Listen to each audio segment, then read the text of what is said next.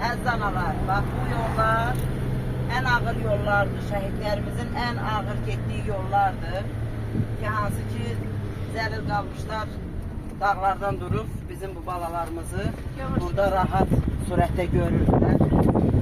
Susuz, aç, ne zulümlarla bu dağları aştılar. Hemen şehitlerimizin ruhuna inşallah ki bir dənə Fatihə verəyin. Kur'an'dan sureler deyin. Onların adına karşılaşın. Onlar hal-hazırda bizlerledir. Bismillahirrahmanirrahim. Vessalatu vesselamu ala Muhammedin ve ali Muhammed. Bismillahirrahmanirrahim. Elhamdülillahi rabbil alemin. Ve'rrahmanirrahim. Maliki yevmiddin. İyyâke na'budu ve iyyâke nestaîn. İhdina sıratal müstakîm. Sıratal lezîne en'amte aleyhim.